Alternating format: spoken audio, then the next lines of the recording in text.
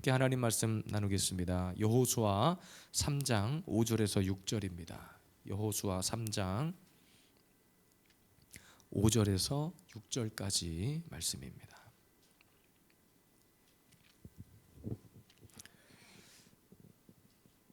우리 다 같이 하나님 말씀 받겠습니다.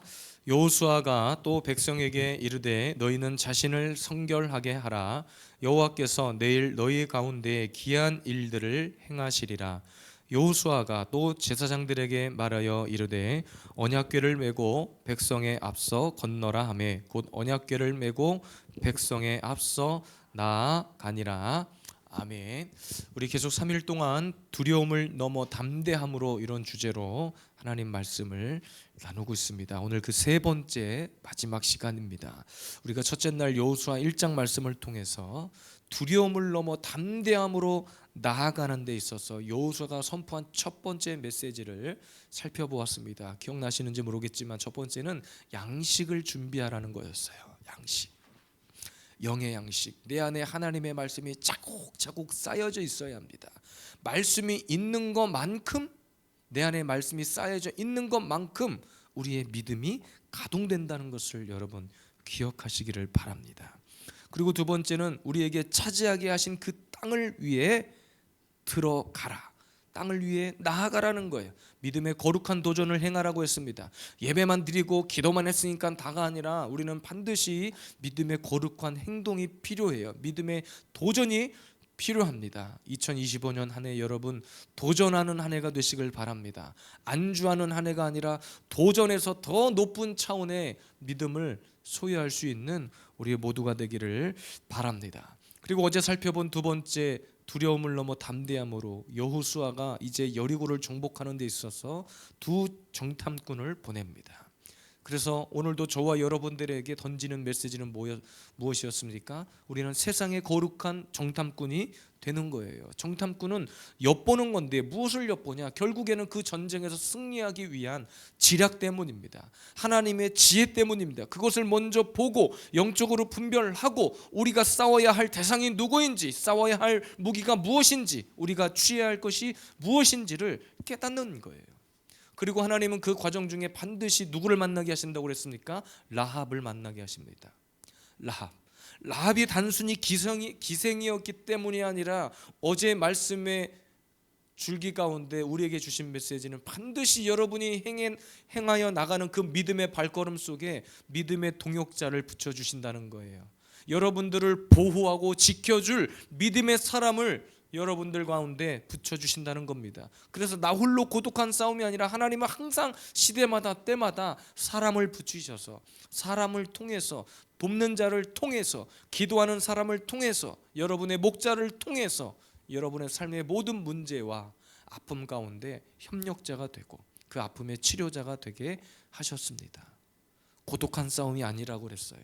그래서 우리는 담대해야 합니다. 오늘 마지막 세 번째, 두려움을 넘어 담대함으로, 오늘 여호수아 3장에 보니까 다시 한번 여호수아가 이제 그 땅을 정복하기 위한 최종적인 점검과 메시지를 던져주고 있습니다. 우리가 두려움이 아니라 담대함으로 나아가는 데 있어서 준비해야 할 마지막 최종 점검 단계, 첫 번째는 자신을 성결하게 하라는 메시지예요. 5절 말씀이죠. 자신을 성결하게 하라. 여호와께서 내일 너희 가운데 기이한 일들을 행하시리라. 여기서 성결이란 말은 우리가 잘 아는 바대로 거룩하다, 깨끗하다라고 하는 의미를 가진 단어입니다. 그런데 여러분, 이 단어는 어떤 사람에게 적용하는 단어냐면 나 자신을 하나님 앞에 드린 사람들에게 쓰는 단어예요. 아무에게나 쓰는 단어가 아니라 이 성결이라고 하는 단어는 내가 하나님 앞에 드려졌다는 것을 전제로 쓰는 단어입니다. 그래서 출애굽기나 민수기서를 보면 거룩한 예배를 위해서, 거룩한 제사를 위해서 구별된 성물을 뜻하는 단어가 바로 성결이었습니다. 그러니까 여러분, 우리가 이제 두려움의 자리에서 이제 담대하게 세상을 향해 나아가는 데 있어서 우리가 그들 앞에 당당해야만 하는 이유가 뭐냐면 나 자신을 먼저 성결하게 했기 때문에, 그것을 전제로 우리는 세상을 정복하고 그 다음 단계로 나아가는 겁니다. 성도는 여러분 하나님께 드려진 사람들이에요. 하나님 앞에 드려진 거룩한 성물과 같은 사람이에요. 그래서 우리는 항상 하나님 앞에 나와 예배할 때 나 자신을 거룩한 산 제물로 드리라고 했던 거예요. 나 자신이 하나님 앞에 깨끗하고 온전치 않으면 세상 앞에서 우리가 당당하게 무언가를, 하나님의 복음을 외치는데 상당한 제약이 있습니다.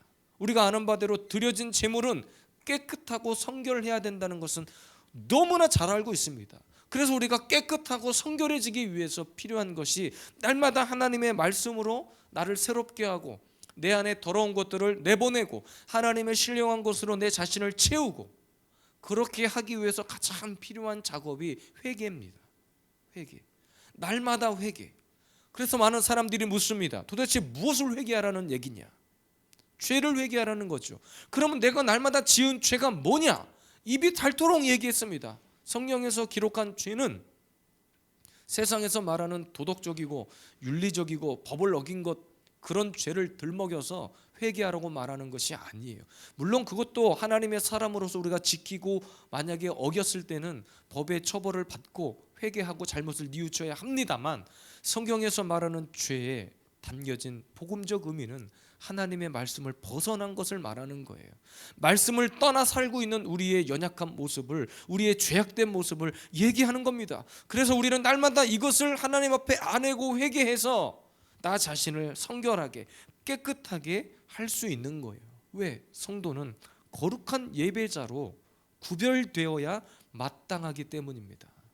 하나님 앞에 나와 예배하는 것이 오늘도 시간 맞춰서 예배당에 나왔다고 해서 내가 예배 다 드리고 온전한 제사를 드렸다고 말할 수 있는 것은 아닙니다. 오늘도 이 자리를 통해서 나 자신이 거룩한 제물로 구별되어졌느냐, 성결하게 내 모든 죄악이 씻겨졌느냐, 예수의 보혈로 오늘도 내가 충만하게 되었느냐, 이것을 통해서 우리는 거룩한 예배자, 거룩한 산 제물이 되었는지를 판단하는 거예요. 오늘도 우리가 세상을 정복하고 또 그 다음 믿음의 성숙한 단계로 나아가는 데 있어서 가장 중요한 것은 나 자신을 성결하게 하라. 오늘 여호수아는 이스라엘 백성들에게 믿음의 도전을 외치면서 성결할 것을 먼저 이야기했어요. 먼저 자신을 깨끗하게 하라고 주문하고 있는 거예요. 하나님 앞에 구별된 자로 온전하게 서 있으라는 것을 이야기합니다.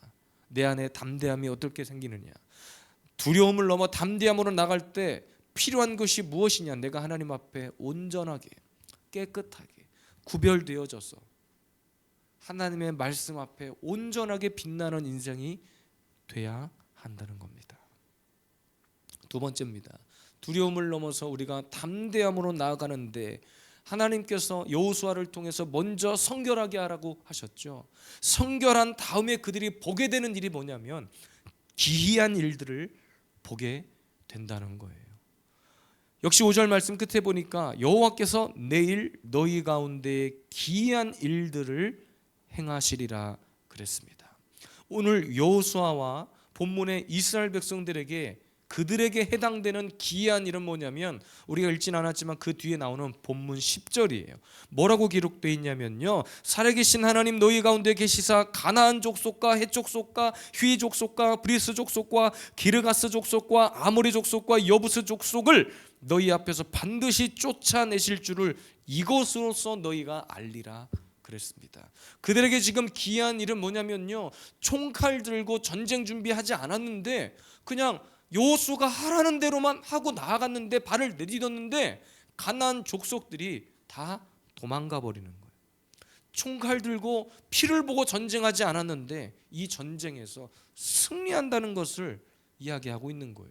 나 자신을 성결하게 하고 내가 하나님 앞에 온전히 회개하고 온전한 예배를 드리기만 했는데 어둠이 떠나가고 적군이 떠나가고 나의 인생에 놀라운 승리의 역사가 펼쳐진다는 거예요. 다시 말하면 놀라운 기적의 주인공이 된다는 겁니다. 2025년 한 해 우리 교회, 특별히 이 기도에 나와 예배하는 저와 여러분들의 삶 가운데 날마다 이런 기적이 넘쳐나고 간증이 넘쳐나는 해가 되시기를 주님의 이름으로 축복합니다. 오늘 본문의 기이한 일이라, 이 기이하다라고 하는 단어의 뜻은 경이롭다, 놀랍다, 위대하다 이런 뜻을 가지고 있는 단어입니다. 근데 여러분, 한 가지 특별한 뜻이 더 있는데 그게 뭐냐면 분리시키다라고 하는 뜻을 가지고 있어요. 분리시키다. 무엇으로부터 우리가 분리되느냐? 적으로부터, 원수로부터, 죄로부터 분리된다는 거예요. 여러분, 우리가 죄를 짓지 않고 산다는 것만큼 우리에게 놀랍고 기이한 일이 또 있을까요? 내가 죄를 짓지 않고 살아갈 수 있다는 것만큼 놀라운 축복이 또 어디 있겠냐는 거예요. 근데 여러분, 오늘도 나 자신을 성결하게 하고 예배만 잘 드리고 기도만 열심히 하고 진짜 하나님이 원하시는 대로 그런 삶을 살기만 했는데 내가 이제는 어둠에서 벗어나고 어둠의 자식이 아니라 빛의 자녀로 나 자신을 완전히 하나님의 내 인생을 뒤바꿔 주신다는 거예요. 어둠과 분리된 삶을 살게 해 주신다는 거예요. 여러분, 진짜 승리는 어둠이 아니라 빛 가운데 있을 때입니다. 빛 가운데 있을 때. 그것이 우리 인생 가운데 가장 놀랄 만한, 경이로울 만한 위대한 기적과 같은 간증이 아닐 수 없습니다. 이것만 생각해도 정말 놀라운 일 아닙니까? 교회와 상관없이 사는 사람들, 그냥 세상에 사는 사람들도 어둠을 좋아하는 사람은 없어요. 어둠을 좋아하는 사람들은 귀신 들렸거나 뭔가 정신세계에 문제가 생긴 사람일 것입니다. 근데 우리는 어둠은 어두움대로, 빛은 빛대로 누리며 살고 있지만 우리는 하나님의 자녀로서 어둠보다는 빛으로 어둠을 정복하고 빛으로 어둠을 초월해서 사는 그런 존재라는 거예요. 어둠과 빛이 섞일 수는 없습니다. 오늘도 우리가 교회 예배당에 딱 들어와서 그냥 문만 열고 보면 어두운 곳인데 들어와서 불을 켜는 순간 어둠은 사라지고 환한 빛으로 충만하잖아요.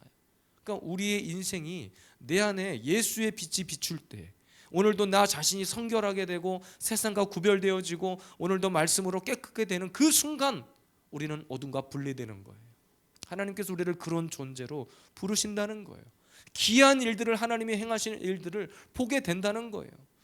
어둠 앞에서 우리가 총칼 들고 전략을 짜서 막 그들을 어떻게 이길까 애쓰고 노력하지 않아도, 여러분, 영적 전쟁에서 우리가 어떻게 승리하느냐? 예배고 말씀인 거예요. 2025년 안에 진짜 여러분 성도로서 이런 기적과 같은 일들, 놀랄 만한 일들, 도대체 내 이성과 생각으로는 상상할 수도 없는 그런 놀라운 일들이 여러분의 가정에 펼쳐지기를 원합니다.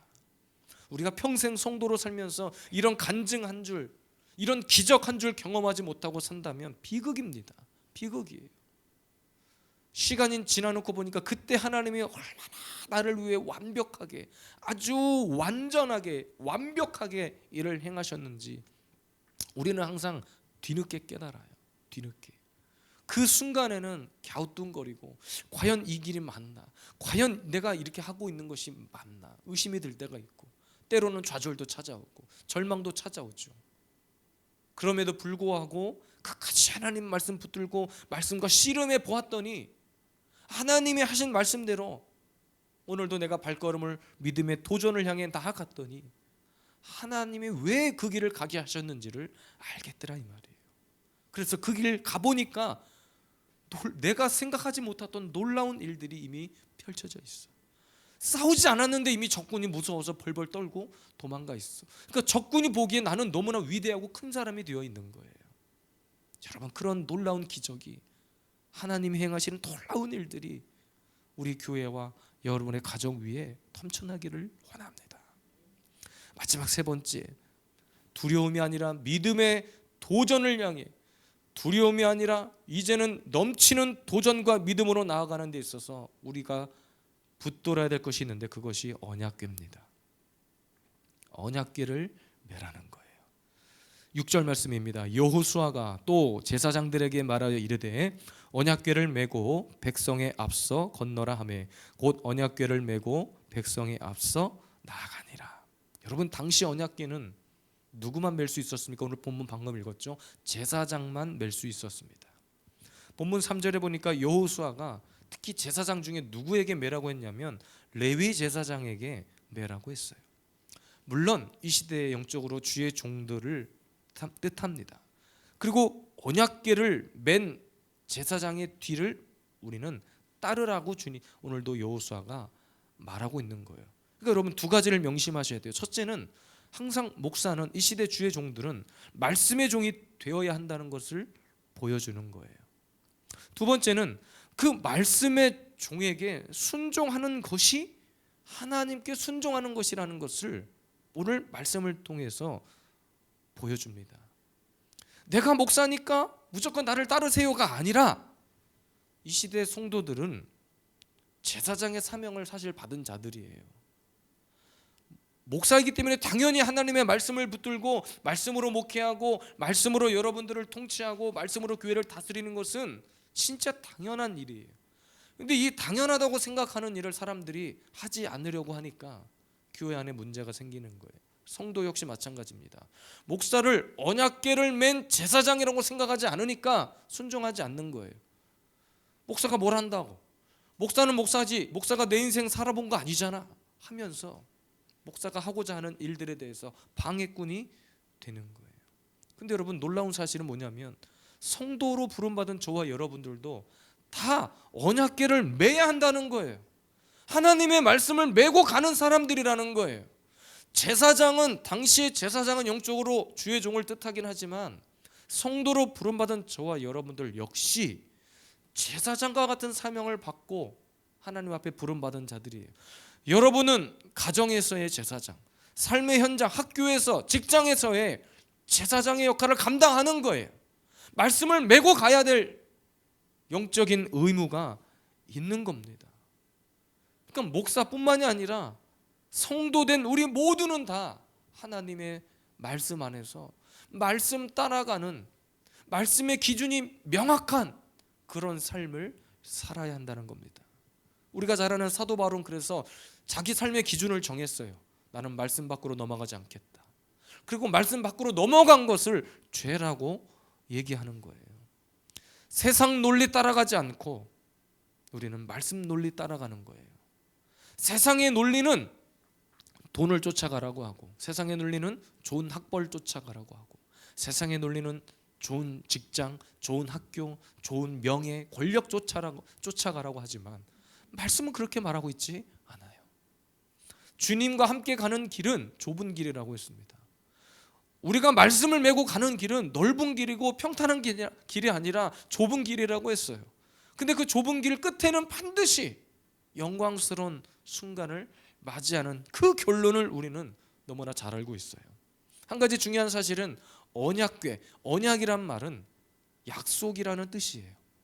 우리가 말씀을 통해서 깨닫게 되는 것은 하나님이 나에게 주시는 그 약속을 붙들고 간다는 거예요. 언약궤를 메고 가라는 것은 다시 말하면 하나님이 오늘도 나를 향해 주시는 비전과 소망과 소명과 약속을 붙들고 나를 통해 구원코자 약속하신 내 자녀들, 남편들, 또 내가 전도해야 할 복음의 대상자들, 전도 대상자들, 하나님이 나에게 하신 위대한 약속이 있어요. 각자에게 하신 그 약속이 있단 말이에요. 언약궤를 메고 간다는 것은 그 약속 붙들고 간다는 얘기예요. 세상 돈 뭉치 붙들고 가는 것이 아니라 하나님의 약속 붙들고 가는 거예요. 우리 2025년 한 해 믿음의 도전을 향해 나아가는데 두려움을 넘어서 담대하기 위한 마지막 담대하는 것의 최고의 방법은 말씀 메고 가는 방법밖에 없습니다. 말씀 따라가는 방법밖에 없어요. 그 말씀이 서러가면 서야 돼요. 말씀이 아니라고 하면 우리는 멈춰 서야 돼요. 지금 당장 내가 어떤 삶의 문제가 있어서 어떤 일을 행해야 되는데도 불구하고 주님의 예배 자리를 부르셨으면 순종해야 돼. 근데 순종하고 나면 왜 그때 거기를 가지 못하게 하고 이곳에 나와 예배하게 하셨는지를 알게 되는 거예요. 그 순종하지 못하면 이 앞에 그 어떤 것을 행하더라도 다 소용없는 짓이에요. 라합 만나지 못합니다. 정탐꾼의 사명 감당 못합니다. 요단강에 첫 발을 내딛는 거 감당 못합니다. 왜? 약속을 믿지 못하는데, 약속이 무엇인지도 알지 못하는데 요단강에 어떻게 첫 발을 내딛어요? 가나안 족속에 보면 나보다 커 보이고 위대한데 저 높은 요새와 같은 여리고성을 어떻게 정복하라고? 안 됩니다. 여리고성의 그 위대함과 웅장함이 보이지 그 위에 계신 하나님이 보이지 않는 거예요. 언약궤를 매지 못하면 하나님의 약속이 무엇인지를 깨닫지 못하면 우리의 발걸음은 뒤로 퇴보합니다. 그래서 여러분, 당시에 언약궤를 맨 제사장은 이 부분을 철저하게 지켰어요. 철저하게 하나님의 말씀하신 질서에 따라서 철저하게 지켰습니다. 기적은 말씀이 있는 곳에 나타나요. 오늘도 앞서 하나님께서 내가 내일 놀라운 기이한 일들을 행할 것이다. 말씀이 있는 곳에 기적이 나타나고 말씀이 있는 곳에 은사가 나타나는 거예요. 그래서 말씀 없는 은사는 가짜입니다. 말씀이 없는 기적은 가짜예요. 그냥 자기의 꿈에 불과한 거예요. 우리 사랑하는 예수비전 세운교회 성도 여러분, 2025년 한 해 하나님께서 저와 여러분들에게 주신 언약궤가 있습니다. 그것은 약속입니다. 그리고 하나님이 직접 우리에게 말씀하신 말씀입니다. 말씀이 능력이고 말씀이 기적이고 말씀이 은사입니다. 그리고 여러분들을 삶의 제사장으로, 여러분의 가정의 제사장으로, 삶의 터전에서, 직장에서, 학교에서의 제사장으로 주님은 부르셨어요. 제사장이 해야 되는 첫 번째는 언약궤 메고 가는 거예요. 약속 붙들고 나아가는 겁니다. 우리 2025년 두려움을 넘어 담대함으로 거룩한 믿음의 도전을 향해 나아가는 데 있어서 나 자신을 하나님 앞에 거룩한 제물로 구별하여 드립시다. 하나님이 행하시는 놀라운 기적을 바라봅시다. 그리고 하나님이 말씀하시는 대로 순종함에 한번 나아가 봅시다. 주님이 가라 하면 가는 거예요. 지금이 아니다 하면 멈추는 겁니다. 나를 따르라 하면 따르는 거예요. 주의 중에 목회 방침에 순종하는 것도 마찬가지입니다. 이해되지 않아요. 왜 지금 저렇게 해야만 할까? 이해되지 않지만 여러분, 한번 우리가 언약궤를 매는 심정으로 따라와 주세요. 순종해 보십시오. 주님이 행하시는 놀라운 기적을, 놀라운 그 은총이 2025년 한 해 여러분의 것이 되시기를 주님의 이름으로 축복합니다.